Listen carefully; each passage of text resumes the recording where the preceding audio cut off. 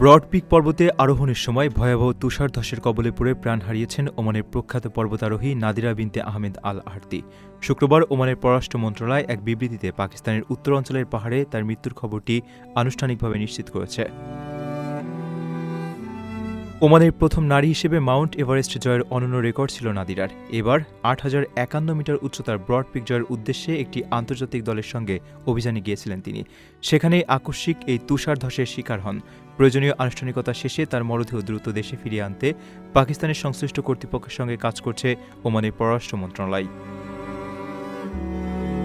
নাদিরার এই মৃত্যুকে দেশের জন্য এক মর্মান্তিক ক্ষতি বলে উল্লেখ করেছে ওমান সরকার। বিবৃতিতে ওমান নেপাল ফ্রেন্ডশিপ অ্যাসোসিয়েশনের প্রধান হিসেবে দুই দেশের মধ্যে সাংস্কৃতিক ও মানবিক সম্পর্ক জোরদারে তার অসামান্য অবদানের কথা স্মরণ করা হয়। পাশাপাশি তার শোকসন্তপ্ত পরিবারের প্রতি গভীর সমবেদনা জানিয়ে বিদেহী আত্মার শান্তি কামনা করেছে মন্ত্রণালয়।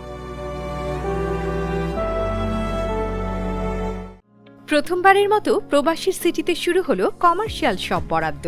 আপনার ব্যবসাকে দিন একটি আধুনিক ও সম্ভাবনাময় ঠিকানা। একই সঙ্গে নিশ্চিত করুন ভবিষ্যতে লাভজনক বিনিয়োগ। সীমিত সংখ্যক কমার্শিয়াল স্পেস এখন বুকিং চলছে।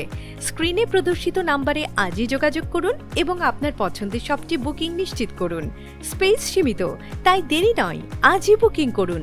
প্রবাসীর সিটি, আপনার ব্যবসা ও বিনিয়োগের স্মার্ট সমাধান।